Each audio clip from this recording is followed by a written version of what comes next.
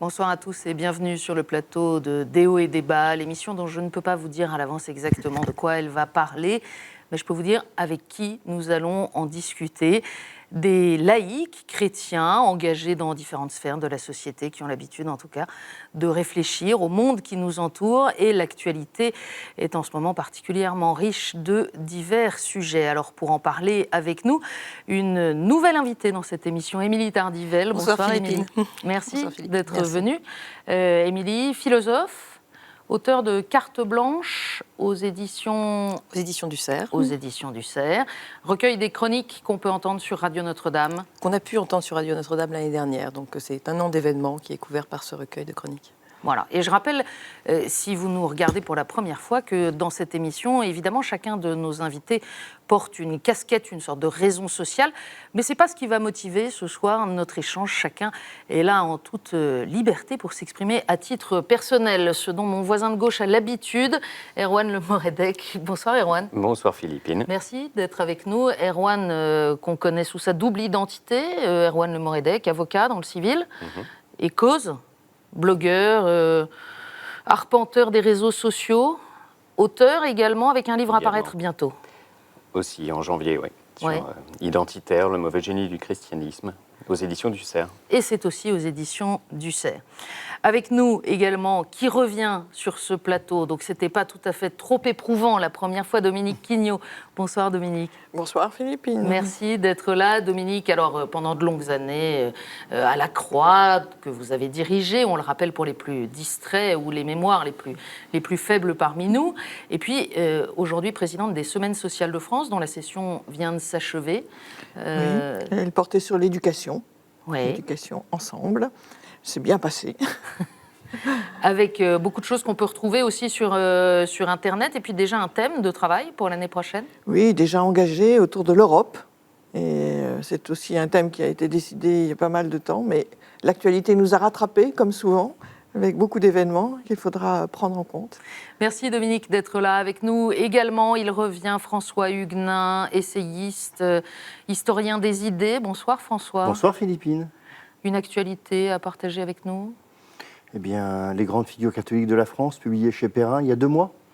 Une idée de cadeau de Noël. C'est le moment de la publicité, Voilà, il n'y en a qu'un seul. Vous pouvez y aller sans risque, ouais. sans risque. Avec peut-être juste le risque de passer un bon moment. Il le vend bien. Et Jean-Marie Andrès avec nous, président de la Confédération nationale des associations familiales catholiques. CNAFC, sans doute l'un des acronymes les plus difficiles du sérail. Bravo Philippine. Merci Jean-Marie d'être là. Une actu pour les AFC aussi? L'actu des Français, l'actu des familles qui sont un petit peu chamboulées d'une semaine à l'autre avec des choses qui leur paraissent de temps en temps être plutôt des restrictions de leur liberté ou un État qui parfois passe par-dessus la responsabilité des parents éducateurs. Alors parmi les sujets d'actualité de ces derniers jours qui ont probablement inquiéter aussi les familles des AFC, mais pas seulement. Il y a la question du délit d'entrave contre l'IVG, donc délit d'entrave contre l'avortement, désormais puni, puisque les députés et, il y a 2 jours, les sénateurs ont approuvé cette hypothèse. Est-ce que vous avez suivi ça de près, les uns et les autres? Il faut qu'ils se mettent d'accord. Il faut maintenant qu'ils se mettent d'accord sur la rédaction. Oui, c'est ça. Sur l'intention, ils ont l'air assez d'accord quand même. Comment est-ce que vous avez suivi ça, Dominique? J'ai trouvé ça assez inquiétant, d'une certaine manière, cette appellation de délit d'entrave. Après, on pourra revenir sur les réalités de certains des sites mis en cause et leur manière, effectivement, de défendre leurs idées. Mais ce qui paraît très complexe, en tout cas à juger, c'est qui va juger de la vérité qui est dite ou pas sur la question de l'avortement. C'est ça qui me trouble. Est-ce que dire que dans l'avortement, il est question d'un enfant à naître?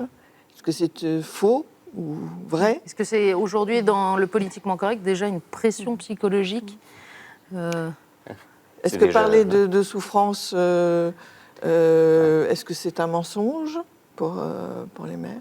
Voilà, donc, et ça me faisait penser, cette affaire-ci, à celle de, vous savez, de la vidéo sur les jeunes trisomiques, dont le CSA avait demandé qu'ils ne soient pas présentés comme cela, sans contextualisation. Et je me dis, sur ce sujet si délicat de l'avortement, finalement, la parole est très difficile pour ceux qui croient en la vie. Je pense peut-être, Dominique, qu'il faut distinguer effectivement deux choses. D'un côté, il est clair qu'aujourd'hui, pour les femmes qui souhaitent avoir recours à l'IVG, pour la majorité de ces femmes, elles passent par Internet pour avoir une information et il faut que cette information soit la plus objective, la plus honnête possible, l'information médicale. J'entends. Et en même temps, il faut effectivement laisser la liberté liée à la réflexion éthique sur la signification de l'acte que ces femmes veulent poser.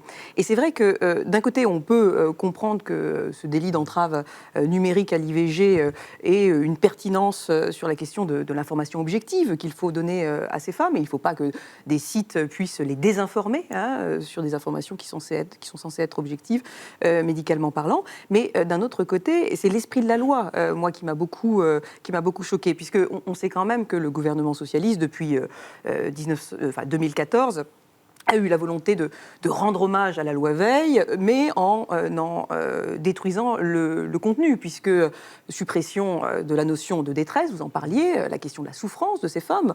Quand on connaît des femmes qui ont avorté, on sait que c'est pas d'abord un droit, l'IVG, l'avortement. C'est d'abord une souffrance, c'est d'abord un drame personnel.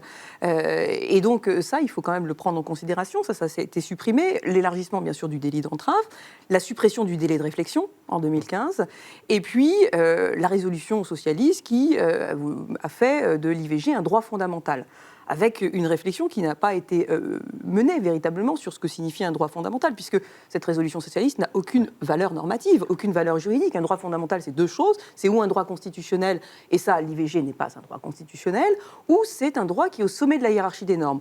Or, dans la Déclaration universelle des droits de l'homme, le droit qui est au sommet de la hiérarchie des normes, c'est le droit à la vie. Et donc, l'IVG est droit à la vie, bien sûr, et le respect de tout être humain depuis sa conception. Et donc, l'IVG n'est qu'une dérogation à ce droit, c'est qu'une exception. Et c'était quand même l'esprit de la loi Veil, sur laquelle, en 40 ans, il y a eu un assez large consensus social, et même l'Église, d'une certaine manière, s'était plus ou moins rallié à cette loi. Et c'est au moment où il y a eu ce consensus que ce consensus, à partir de 2014, a été brisé par ces différentes actions qui ont été menées. Et donc, ce qui peut, moi, en tout cas, me choquer dans ce délit d'entrave numérique à l'IVG, c'est l'esprit de cette loi, c'est l'intention du législateur.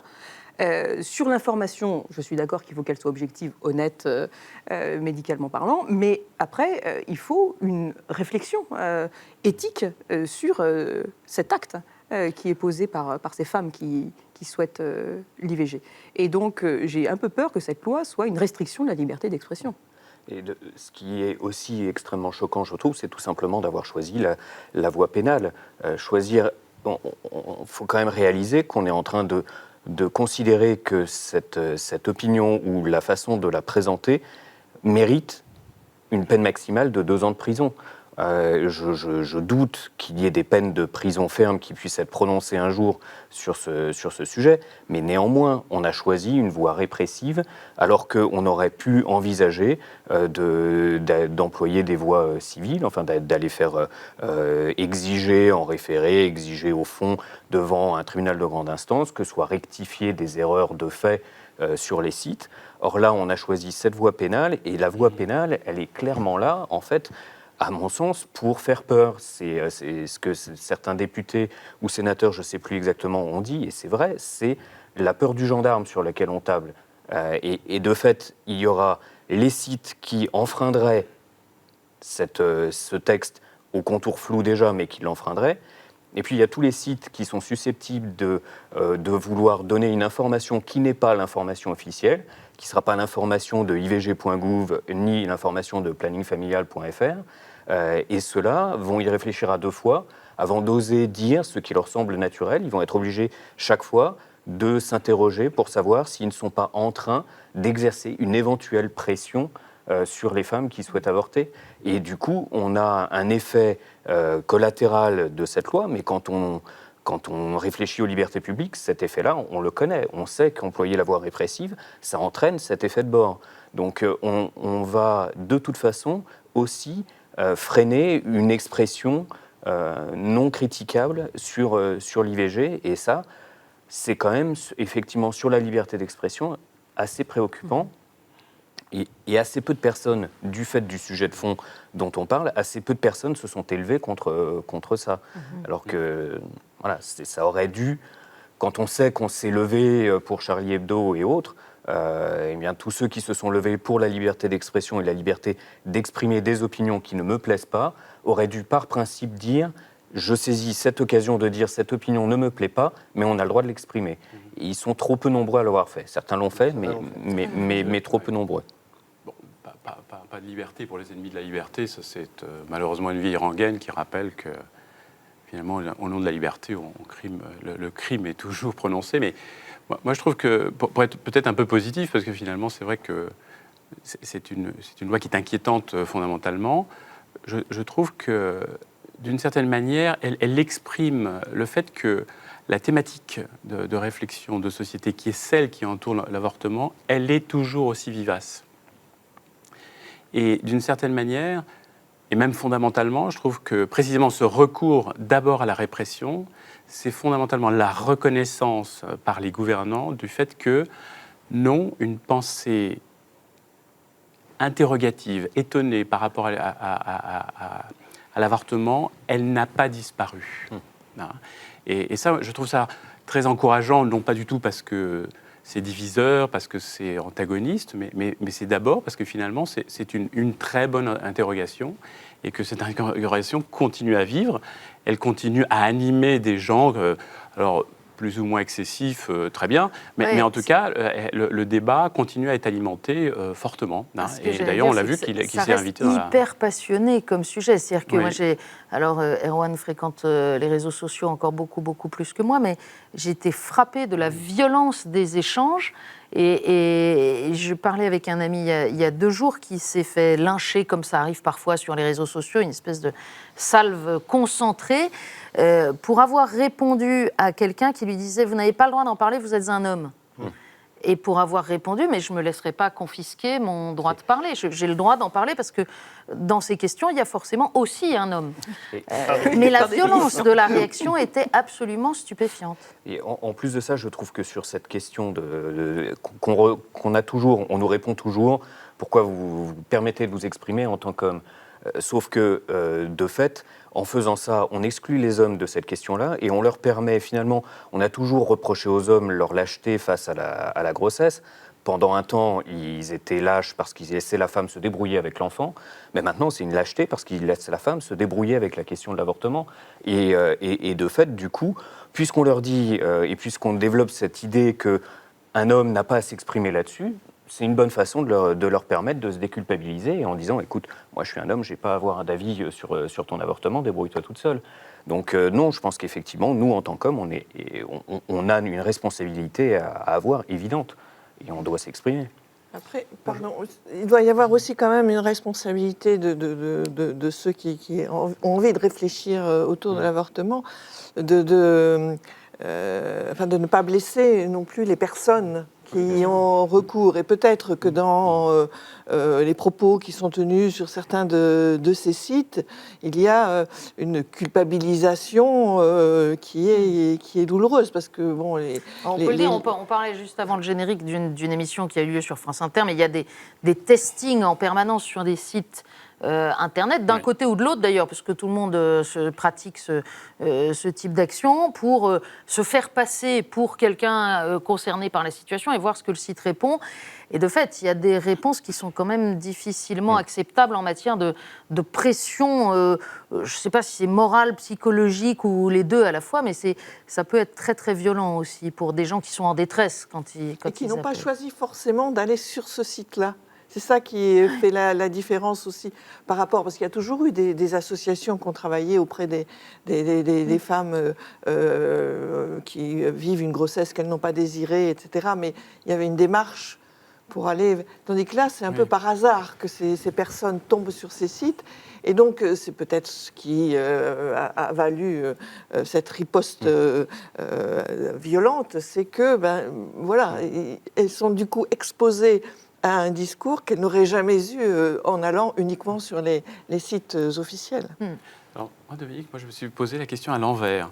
C'est-à-dire que je me suis dit, finalement, aujourd'hui, depuis le temps que ça existe, depuis le temps que l'avortement est quand même promu officiellement, y compris en fait par un financement tout à fait large du planning familial, moi je suis sceptique à l'idée que ces femmes qui vont chercher quelque chose sur Internet, elles seraient ignorantes du planning familial. Ça me paraît curieux. Et moi, toute cette affaire m'a au contraire suggéré le fait que, au contraire, je pense qu'il y a aujourd'hui, plus que jamais, des personnes qui cherchent autre chose qu'une pensée qui est objectivement, politiquement et socialement très convenue, en fait. Il y a une espèce d'obligation à concevoir que l'avortement est en réalité un droit fondamental, une liberté essentielle, une conquête de la femme, etc. Enfin, je ne vais pas... Ça ne date pas qui est pas si récent, bien sûr. Ça fait longtemps Bien sûr, que bien sûr. c'est passé dans la banalisation. Exactement. Et c'est un c'est pas signe- uniquement les dernières lois Oui, bien socialistes. sûr. hein, Non, je non, pas pense seulement. que- Mais en revanche, c'est vrai qu'avec ce temps qui passe, avec finalement une expérience qui dure de l'avortement, un avortement d'ailleurs qui ne régresse pas numériquement, et en même temps de voir que des femmes cherchent autre chose que finalement cette pensée courante autour de l'avortement, ça montre en fait qu'une fois de plus, il y a une vivacité en fait dans l'interrogation derrière, et que du coup, moi j'aime bien mettre en valeur parce que je trouve que c'est très sain. Et d'une certaine manière, cette loi est liberticide, mais parce qu'en réalité, la pensée autonome, le besoin de pensée autonome est extrêmement vivace. Donc moi, je trouve que tout ça est très bien. Moi, je voudrais rebondir sur ce qui est dit là. Je partage, et je ne vais pas redire ce qui a été dit sur le danger qu'il y a pour la liberté d'expression, et qui est vraiment quelque chose de très inquiétant aujourd'hui dans notre pays. Moi, je pense que c'est intéressant pour les chrétiens, ce qui est en train de se passer, parce que ça peut nous remobiliser de deux manières. D'abord sur la liberté d'expression. Je suis parfois assez troublé de voir que la défense de la liberté d'expression, souvent avec de bonnes intentions, elle est à géométrie variable. Je crois qu'il faut prendre acte du fait qu'aujourd'hui, les chrétiens doivent être des fers de lance de la défense de la liberté, d'ailleurs dans la ligne des textes du Concile. Ça me paraît extrêmement important. Et on peut dire beaucoup de choses, y compris nos adversaires, ou en tout cas ceux qui ne pensent pas comme nous, on peut penser que ce n'est pas obligatoirement les adversaires d'ailleurs, ont le droit de s'exprimer.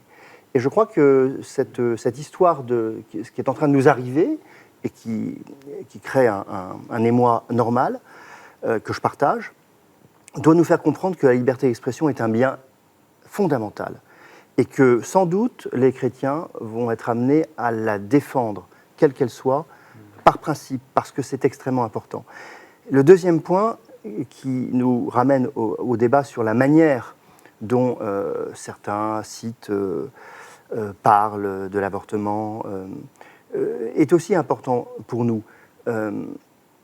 Dans Gaudium et Spes, il y a cette idée que l'Église et les chrétiens sont amenés à servir le monde.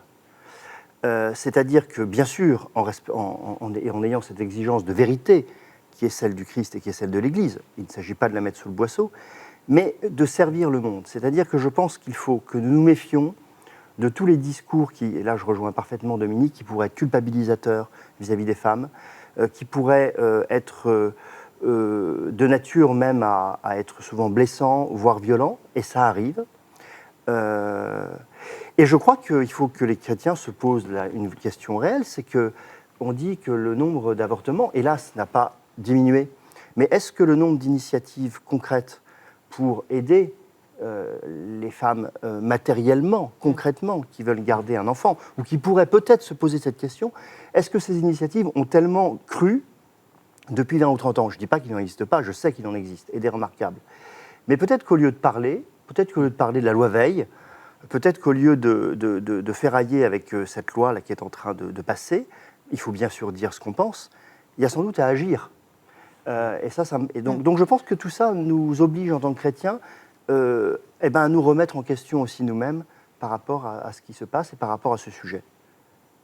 Vérité et charité, on ne va pas résoudre la Non. tension ce soir, ce serait peut-être un chouïa prétentieux. Il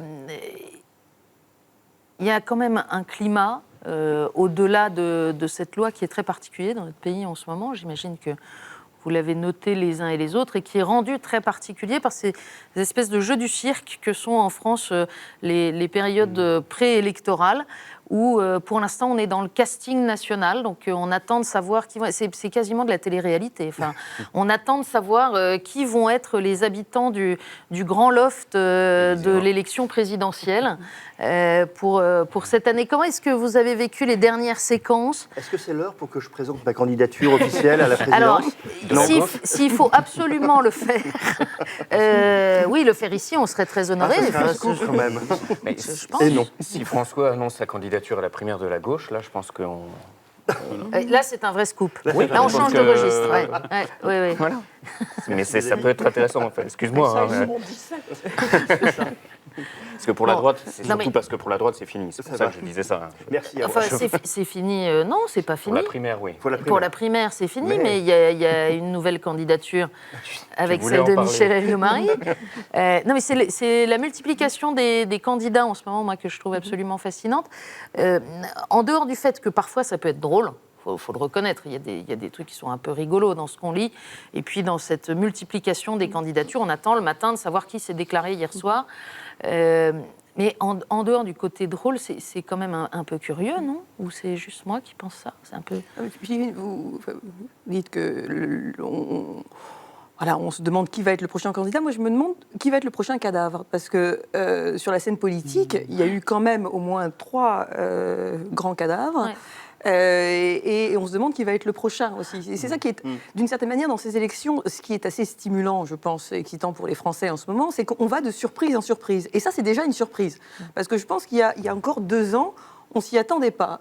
On avait... on attendait, on prend les mêmes, on recommence, le gouvernement quoi, qu'on connaît avec le bilan qu'on sait, et on avait une droite qui était complètement déchirée. Et donc, rien que la tenue déjà, la primaire de la droite, et la haute tenue quand même, malgré tout, des débats, était une surprise, et plutôt Mais avec une 2 bonne des cadavres, surprise. si on doit reprendre cette terminologie, quand même. Et donc, effectivement, avec le Deux cadavre de Nicolas Sarkozy, d'Alain Juppé, et puis le renoncement de François Hollande à se présenter à l'élection présidentielle 2017. Donc, d'une certaine manière, il y a 30 ans de vie politique française, avec les ténors de cette vie politique, qui sont balayés par... Mais moi, c'est ce qui me par pose ces question, primaires. parce que j'ai l'impression que justement, c'est ça le fond du jeu. C'est-à-dire que c'est juste un changement de génération. Donc ceux qui attendaient depuis trop longtemps, qui en ont un peu assez, maintenant c'est leur tour. Et puis du coup, il y en a d'autres qui sortent de l'écran. Mais quelle est la proposition, quel est le projet collectif porté par les uns et par les autres ? C'est quand même très déroutant quand on assiste au débat et même aux déclarations de candidature. La déclaration de candidature devient un acte égotique, c'est-à-dire je suis candidat et non pas il me semble que ce qu'il faut faire pour notre pays aujourd'hui, c'est ça. Mais c'est peut-être lié à notre système, j'en sais rien. Mais on parlait de Michel Alliot-Marie et elle a parlé d'un projet. Après, que ce soit très personnel comme aventure et très individuel, c'est probable, mais effectivement, elle parlait d'un projet.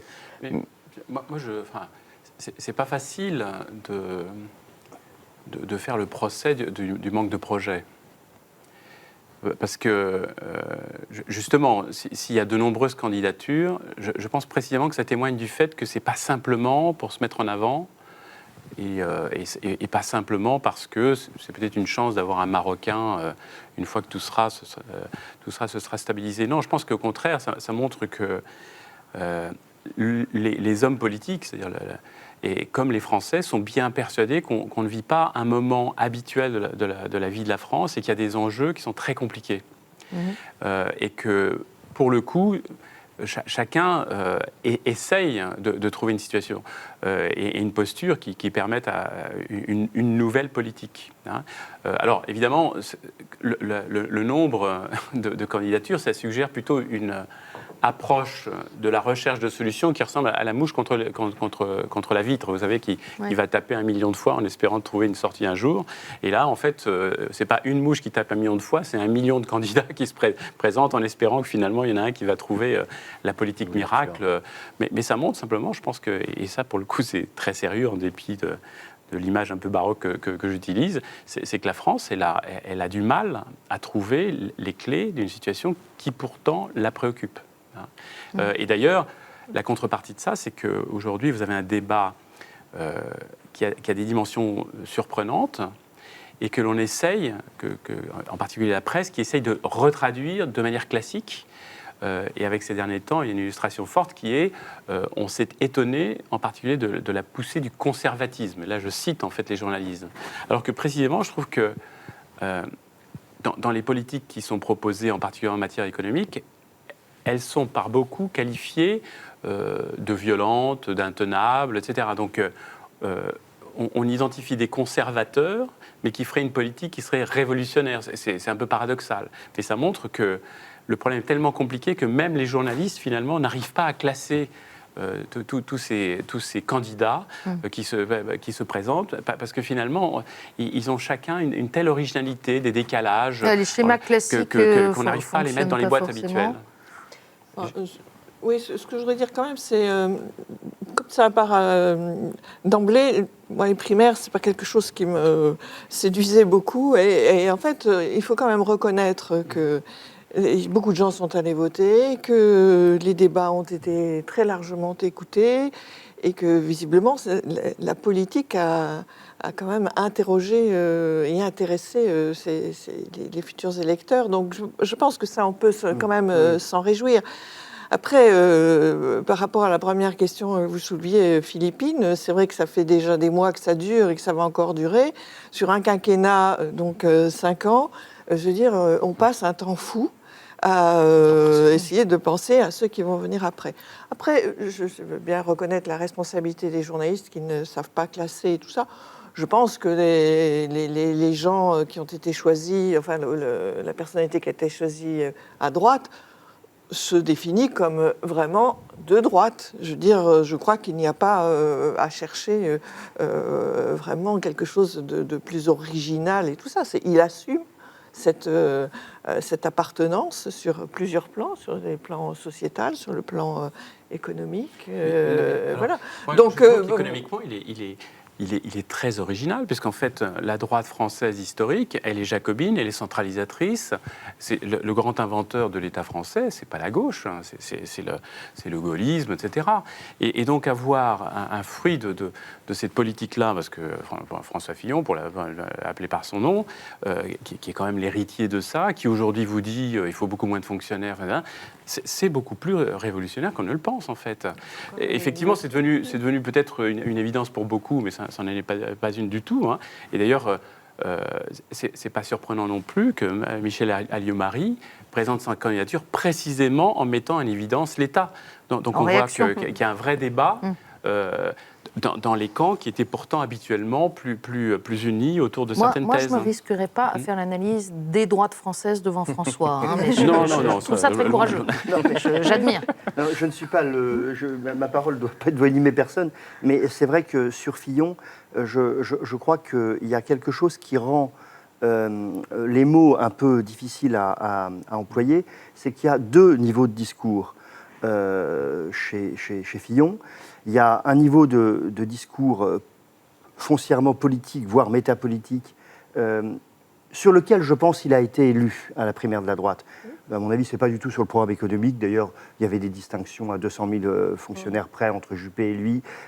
Non, mais excusez-moi, ça fait quand même 200 000 personnes. C'est quand même quelque chose. Pour les 200 000 personnes concernées, ça doit jouer. Je pense que pour les autres, c'est juste un chiffre. Il faut regarder les réalités en face. Pour les gens qui ont voté, c'était juste un chiffre. Personne ne disait qu'il fallait mettre plus de fonctionnaires, par exemple. Donc non, je crois que c'est pas... La question, c'est qu'il y avait un discours profondément politique, qui est au fond un discours qui réaffirme quelques grands principes dont vous avez raison de dire que sont des grands principes de droite, comme l'attachement à la nation, l'autorité de l'État, l'attachement à la famille, l'attachement à l'école, et dont on pourrait mettre effectivement l'étiquette conservatrice qui n'a jamais vraiment existé en France, mais dont on pourrait mettre l'étiquette conservatrice dessus. Sauf que, patatras, quand on regarde le discours programmatique, avec notamment le discours économique, on a un discours qui paraît en apparence plutôt très libéral. Et moi, la question que je me pose, c'est l'articulation entre les deux niveaux de discours. C'est pour ça que je ne jetterai pas la pierre aux journalistes de ne pas avoir tellement su employer des mots, parce que je crois qu'il faut les interroger, ces mots. Il faut interroger surtout François Fillon, c'est-à-dire est-ce que véritablement ce qu'il propose pour la France d'un point de vue économique est tout simplement un pragmatisme. C'est-à-dire que, vu que la France n'a pas fait les réformes qui ont été faites partout ailleurs, à un moment donné, il faut les faire, et malheureusement, ça va moins bien se passer que si on les a faites il y a 15 ans. Bon. Ou est-ce que, et dans ce cas-là, on attend ce que moi j'appelle le bouclier social, qui me paraît absolument fondamental, ou alors, c'est pas ça, et ça sera plus, effectivement, une sorte d'idéologie libérale, et dans ce cas-là, je ne vois plus comment elle se recoupe avec le niveau de discours plus politique dont je parlais tout à l'heure. Et donc ça, on en saura plus, je pense, dans quelques semaines et mois. Mais vous remarquez que c'est rigolo, parce que là, on parle de la multiplication des candidats, du climat politique, et on est tous en train de commenter la séquence précédente. Parce qu'il y en a un quand même qui est clair. Mais parce que c'est plus simple, peut-être. C'est plus simple pour nous tous d'avoir identifié au moins quel était celui qui avait gagné la primaire de droite. Mais l'actu de la semaine, c'est plutôt la multiplication aussi des déclarations de candidature à gauche. Et là, à gauche, on ne sait pas, ce que, là, pour le coup, c'est très éclaté. Et puis, c'est plus compliqué idéologiquement. Bien sûr. C'est très complexe, parce qu'il y a au moins 3 gauches. Enfin, il y en a un qui envoie 2 irréconciliables qu'il veut réconcilier. On ne sait pas comment, de manière peut-être dialectique. Mais pour ça, il faut du concept, de l'esprit. Mais il y a au moins 3 gauches. Il y a le côté socialitatis ou volontariste d'Arnaud Montebourg. On a le côté plutôt social-républicain de Manuel Valls. Bon, il y en a un qui n'est pas de la partie, mais qui devrait y être pour incarner une des orientations aussi fondamentales qui a été celle du gouvernement ces dernières années, c'est l'orientation sociale libérale, celle d'Emmanuel Macron. Et donc, on voit... Il y a Mélenchon. Et puis il y a Mélenchon qui devrait être aussi de la partie. Hamon, Payon. Hamon, après, il y a une multiplicité de candidats, mais qui sont plus ou moins positionnés autour de ces 3 orientations.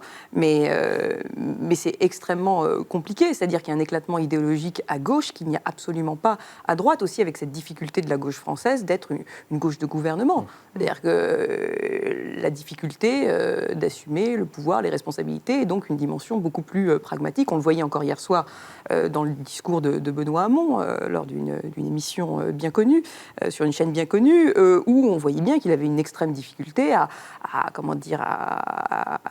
argumenter sur la manière de financer le revenu universel qu'il propose. Donc, ce que je trouve en plus assez surprenant, c'est que là, on a un candidat, Manuel Valls, qui, semble-t-il, est celui qui devrait émerger, alors qu'on sait qu'au Parti socialiste, quel que soit le congrès du Parti socialiste auquel il se présentait, il dépassait à peine les 5%. Donc, historiquement, il n'a jamais représenté grand-chose au sein du Parti socialiste. Et au final, il y a de bonnes chances pour que ce soit finalement lui qui soit leur candidat. Et qui, en plus, est quasiment doublé sur sa droite par Emmanuel Macron, dont on se demande ce qu'il représenterait finalement d'autant plus dans la gauche, puisque... il est encore plus marqué social-libéral que Valls, il lui conteste l'étiquette. Et du coup, c'est vrai que là, la question aussi qui va se poser, c'est quand même le fait qu'une grande partie de la gauche va se retrouver assez orpheline. Si Valls est leur candidat, il y a effectivement 80% de ceux qui se reconnaissent dans le Parti socialiste, en tout cas qui se reconnaissaient il n'y a pas si longtemps, qui ne sont pas représentés. Ce qui signifie sans doute de très jolis jours en termes de score pour Jean-Luc Mélenchon. Ouais. En tout cas, c'est le pronostic que je fais ici. Je serais peut-être totalement démenti, mais je pense qu'il fera un très beau score, parce que la gauche n'occupe plus le terrain social. Elle a occupé le terrain sociétal de la manière catastrophique que l'on sait. Elle a abandonné le terrain social, elle a abandonné la France des périphéries, elle a abandonné les territoires perdus de la République, et elle va le payer très cher. Et celui qui parle encore au nom du peuple, c'est Jean-Luc Mélenchon, Oui. avec toutes ces exagérations. Et puis, mais je pense Mais qu'il a de François, beaux jours pour lui. il faut s'arrêter sur le terme abandon. Parce que, en fait, personne n'abandonne une idée aussi forte que le tropisme social de la gauche, juste parce qu'on l'a oublié. Et je pense qu'en fait, on vit un temps politique tout à fait particulier, qui est qu'il y a une espèce d'hyper-réalité économique contre laquelle aucun gouvernement n'a su dévier. Hein. C'est la mauvaise histoire des deux gouvernements sous Hollande. C'est qu'ils ont été... François Hollande avait un programme extrêmement à gauche. Hein, il a eu 1000 phrases autour de ça. Et la première chose qu'il fait, une fois élu, c'est qu'il rentre dans le rang économiquement. Alors avec... évidemment une politique ultra redistributive, donc extrêmement particulière en matière de fiscalité, mais avec en ligne de mire des équilibres économiques qui sont des espèces de standards mondiaux auxquels finalement tout le monde a l'air de s'accorder. Et justement cet abandon, il vient en fait de cette incapacité en réalité à secréter une politique réaliste différente. Hein. Et alors évidemment ça met la gauche particulièrement en difficulté, puisqu'en fait ça la rend... pour la gauche. Et oui, Spécialement. particulièrement, exactement. Ouais. Exactement. Alors, ce qui est sûr, c'est que c'est un feuilleton qui va continuer jusqu'au mois de mai. Qu'est-ce qu'on peut se mettre en tête comme critère ou comme garde-fou pour suivre cette actualité politique sans que ce soit justement une émission de télé-réalité, pour se rappeler qu'il y a des vrais enjeux derrière. Je pense à ceux qui nous regardent, mais je pense même pour moi, en fait, on a cette tentation de se dire, finalement, c'est une espèce de casting géant, et puis on regarde quelle petite phrase va assassiner plus ou moins quel candidat de la semaine. Mais c'est quand même bien un choix collectif qui est en jeu derrière ça. Est-ce qu'il y a, je sais pas, une manière de regarder cette actualité, une question à se poser une fois par semaine pour faire baisser la température? J'en sais rien. Peut-être qu'une des questions, ça serait de se dire, est-ce que dans la semaine, il y a eu une déclaration ou un des candidats, quel que soit mon prisme personnel, qui a fait avancer le débat sur un point fondamental? Et si on regarde bien, on aura peut-être des semaines où il n'y aura personne. Mais peut-être que si on regarde bien, on aura des pépites à droite ou à gauche qu'on n'aurait pas vues en étant dans le flux continu de l'information. Bon, l'heure passe très très vite, alors il ne nous reste pas beaucoup de temps. Et comme on ne va pas se revoir avant Noël, mais oui, ça me fait de la peine rien que d'y penser là tout d'un coup. On s'habitue bien. Mais profite. Mais oui, c'est ce que je fais. Écoutez, c'est un tel plaisir. On a encore 14 minutes. Le pape François va avoir 80 ans, dites donc. Joyeux Dans anniversaire. quelques jours. Dans une 17. semaine même, très exactement, le 17. Donc samedi en 8. Drôle de personnage qui est écouté quand même très au-delà des églises. C'est déjà rien que là, c'est quand même très amusant de voir la façon dont il surgit dans le débat politique. Le nombre de candidats qui sont d'accord avec le pape ou avec lesquels le pape est d'accord, d'ailleurs, on ne sait plus. Voilà, mais... Quel que soit le bord de l'échiquier, on a eu Juppé, on a eu Fillon, hier on avait Benoît Hamon. On a même eu Ségolène Royal qui est allé qui est allé essayer de justifier ses déclarations à Cuba en ressortant le pape. Mais moi je trouve que c'est plutôt une bonne nouvelle. Ça veut dire qu'il est capable de parler à tout le monde, et puis que pour une fois, entendre hier Benoît Hamon dire il y a des racines chrétiennes, elles sont incontestables, alors que même quand un candidat à la primaire de droite, Bruno Le Maire, a parlé des racines chrétiennes, il flanchait un peu sur le sujet. Là, on a un candidat de gauche et de la gauche qui dit qu'elles sont incontestables, qui dit qu'il est baptisé. Bon, au Parti socialiste, c'était compliqué pour les chrétiens de dire qu'ils l'étaient. Là, si ça permet aussi, et ce sera bon pour tout le monde, de faire en sorte que être chrétien, ce ne soit plus assimilé à un bord de l'échiquier politique. Ça n'est pas un bord de l'échiquier politique. Bon, moi, je suis content de voir que le pape peut parler à tout le monde. Évidemment, après, il faut rechercher une cohérence globale et rappeler à ceux de la droite qui pourraient oublier les pauvres que ça fait partie de la doctrine sociale, à ceux de la gauche qui pourraient oublier la défense de la vie que ça fait partie de la doctrine sociale. Mais néanmoins, c'est quand même une bonne nouvelle de voir que ça s'équilibre un peu plus et que c'est évoqué par tout le monde. Donc, Et ça s'appelle l'écologie intégrale. Et c'est pour ça que ça transcende les partis politiques aujourd'hui. On a du mal, ou alors on le retrouve dans des mouvements dissidents dans chaque grand parti traditionnel dans notre pays. Je me demande si je ne vais pas être un peu, pour le coup, plus pessimiste là, cette fois-ci. Oh non, Moi, je me demande on si, sur quand une- le pape François s'exprime, parfois, il n'y a pas des politiques qui se saisissent effectivement de son charisme, parce que moi, je ne l'ai pas du tout ni analysé ni versé, mais le fait est qu'il est très repris et les gens aiment bien s'y référer. Donc ça, dont acte. Mais je me demande si parfois, quand on s'y réfère, c'est pas simplement pour essayer de tirer, non pas la couverture, mais le pape à soi, c'est-à-dire d'essayer de trouver un justificatif à ses opinions dans ce que raconte le pape. Et alors là, pour le coup, puisque ça va être son anniversaire, je lui souhaite longue vie, parce que je pense que pour qu'il passe vraiment à l'étape suivante où les politiques vont bouger vers le pape et non pas essayer de tirer le pape vers eux, là, il va lui falloir quelques années de plus. Donc, longue vie à François. Mais cela dit, moi, ça, je le vois, enfin, je l'envisage tout à fait, qu'ils soient tous dans la récupération, mais j'attends pas tellement plus de la part des politiques, et je me dis, bon, bah, voilà, eux, ils récupèrent ce qu'ils peuvent récupérer, mais derrière, les électeurs et les citoyens, j'aimais bien quand Pierre Manant parlait des sociétaires, puisqu'on forme une société avant même de former un État, et que tout un chacun, effectivement, puisse savoir que c'est audible. Bon, et puis après, effectivement, les politiques jouent leur jeu à double niveau, un peu de conviction et un peu d'opportunité, quoi. Oui, ce qui importe, c'est qu'on a le sentiment qu'il y a quelque part une autorité morale Oui. à laquelle, finalement, des gens différents peuvent se référer. Et je pense que ça, pour les chrétiens, dans un monde où ils se sentent minoritaires, éventuellement malheureux, contestés, empêchés de s'exprimer, je pense que c'est réconfortant. Mais je pense que les catholiques eux-mêmes font la même chose que les politiques, c'est-à-dire ils entendent du pape souvent ce qu'ils ont envie d'entendre. Et la résolution qu'on pourrait se donner, comme tout à l'heure pour les politiques, de chercher la petite phrase qui nous fait bouger, il faudrait chercher dans les propos du pape, selon le bord où on se sent, la petite phrase qui nous fait bouger de nos certitudes. Moi, j'ai l'impression qu'il fait bouger un peu tout le monde, hein, justement. Si on fait l'effort de lire ou d'entendre, il est assez décapant, François. Donc, il illustre bien la maxime selon laquelle le confort, et surtout le confort spirituel, n'est pas l'apanage du chrétien. Donc, il déplace en permanence. D'ailleurs, il irrite aussi. Hein. Dans certains milieux catholiques, il irrite. En réalité, il irrite, et on peut espérer qu'il déplace, du coup. Ça fait partie de la pédagogie.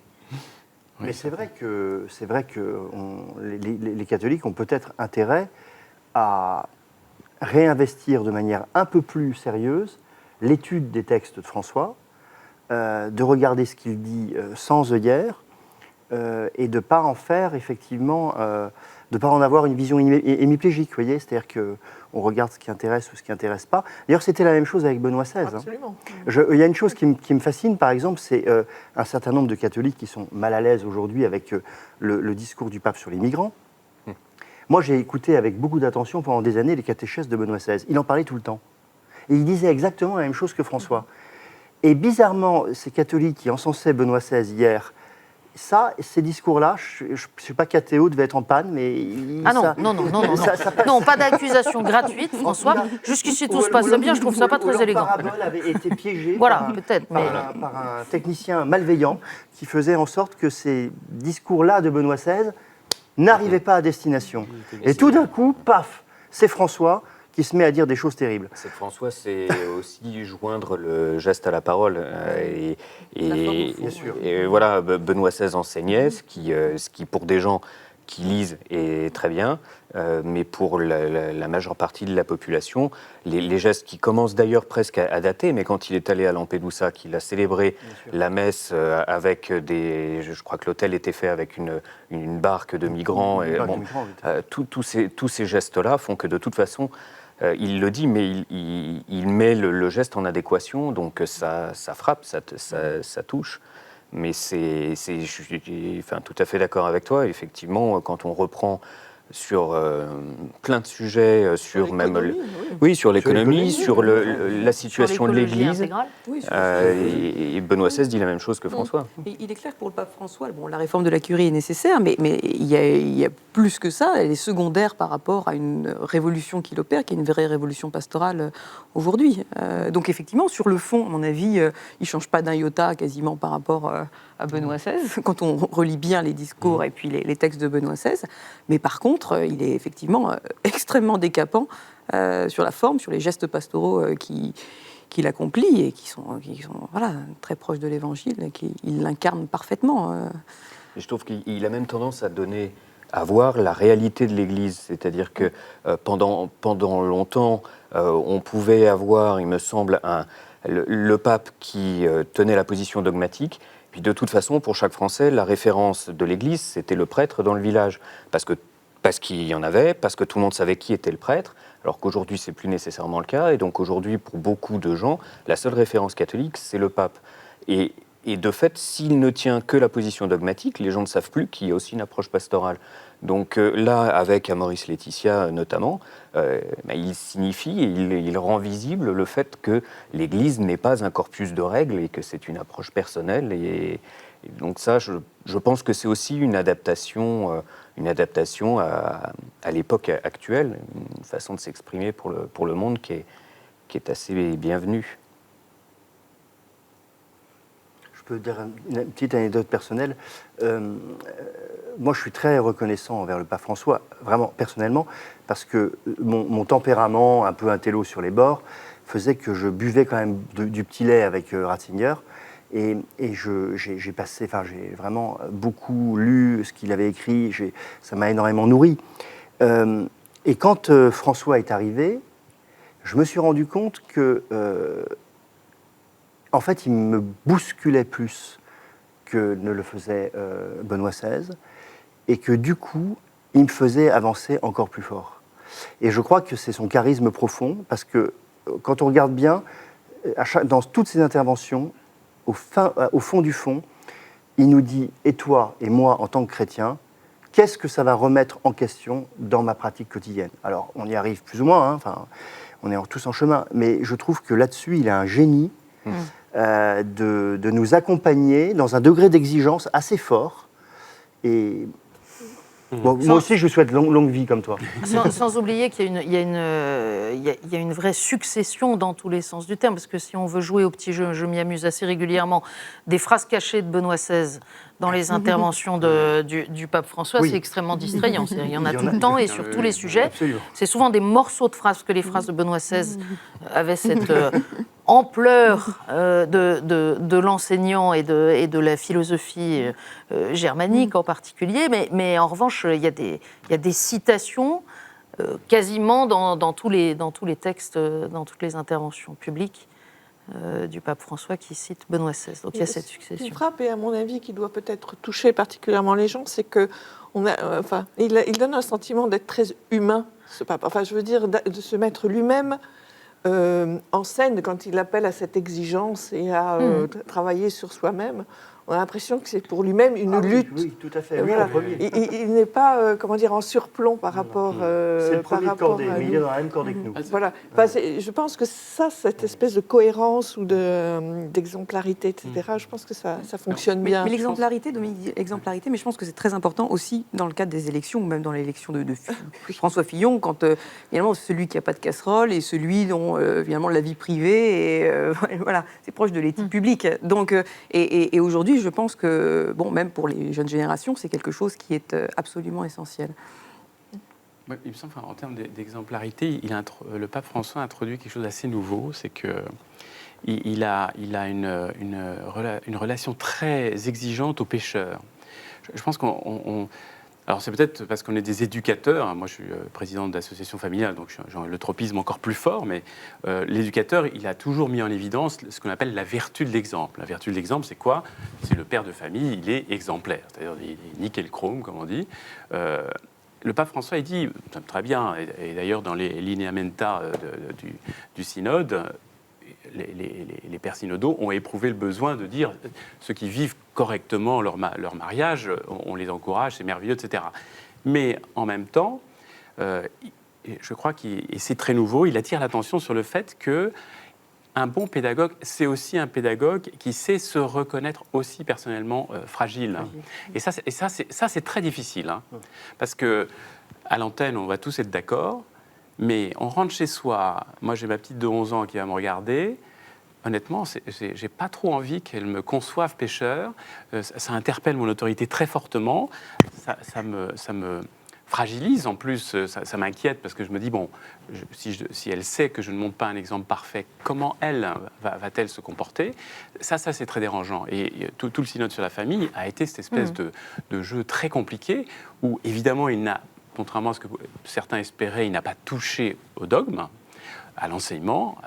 Mais en même temps, il a dit, il faut s'occuper de tout le monde parce qu'en réalité, comme nous, ils sont pécheurs. Mais est-ce qu'ils sont plus pécheurs que nous? C'est pas sûr. Mais eux, ça se voit, nous pas. On ne se revoit pas avant Noël.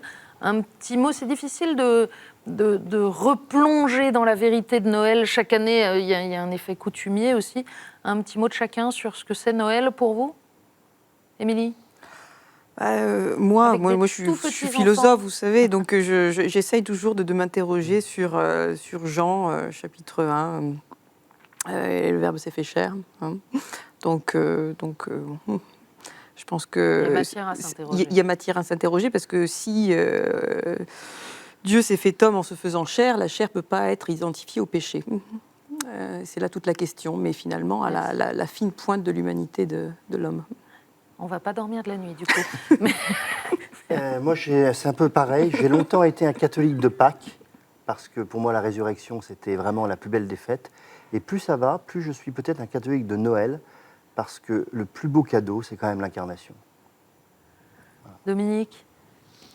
Moi, c'est le mot « attente » qui me parle dans cette période d'avant Noël. Ce que je pense qu'on ne sait plus attendre ni espérer. Et voilà, c'est une ascèse qu'il faut qu'on se donne et croire que quelque chose va arriver que l'on n'attend pas, que tout n'est pas joué, que tout n'est pas écrit, que la paix viendra un jour, que la lumière viendra un jour, que l'enfant naîtra un jour.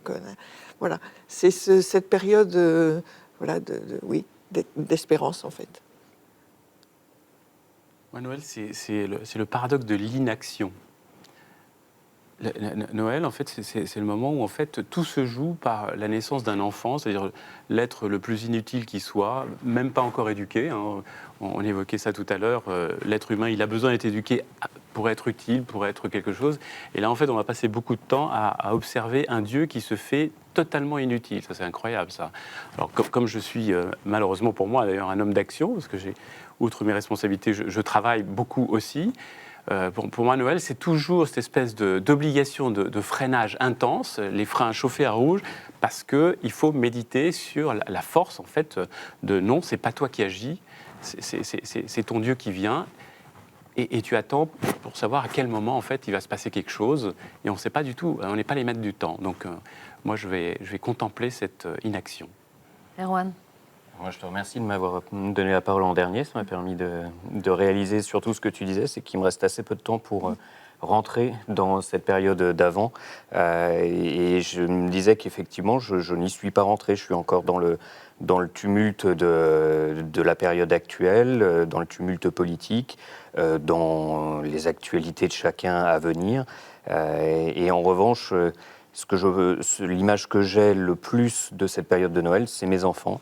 Et c'est effectivement de les voir qui sont autour de la crèche. Je les vois là qui avancent leurs petits moutons sur le chemin vers la crèche, qui ouvrent les fenêtres du calendrier de l'Avent avec une petite parole.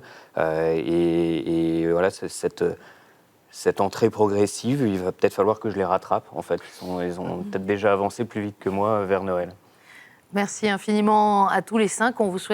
Je vous souhaite à tous et à tous ceux qui nous regardent de rapprocher votre petit mouton de la crèche dans les jours qui viennent jusqu'à la joie de Noël. À bientôt.